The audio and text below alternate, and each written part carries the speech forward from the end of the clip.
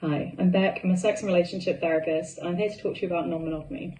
So non-monogamy is an umbrella term. We use it to describe a whole bunch of relationships that are considered diverse.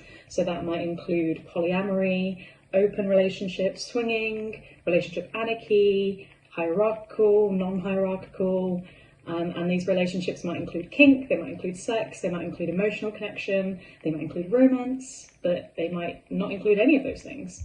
And that's perfectly valid, and people who are asexual and aromantic have non-monogamous relationships too.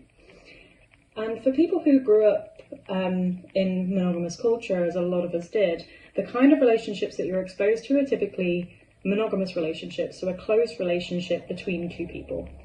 And as a result, what can happen for people who are non-monogamous when they feel like they don't quite fit in that relationship structure, or they just want to do relationships a little bit of a different way, we can carry shame, we can carry guilt, it can be confusing, and that's one of the reasons that you might come and see a therapist or a counsellor.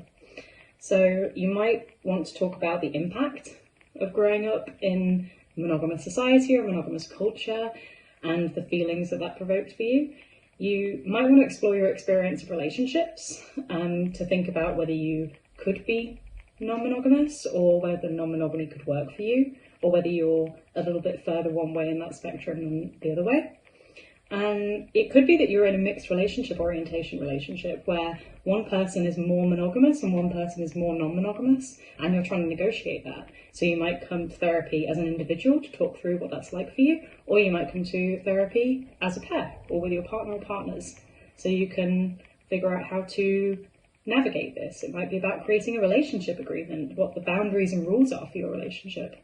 It also might be about managing conflict in these relationships, because non-monogamous people have conflict and escalations just the way monogamous people do.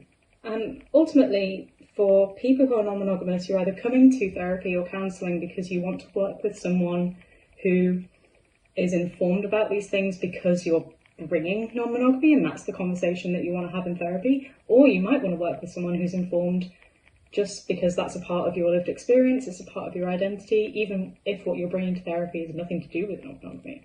And both of those are totally fine. So if you're ready to connect to the counsellor, you can find qualified professionals on Counselling Directory.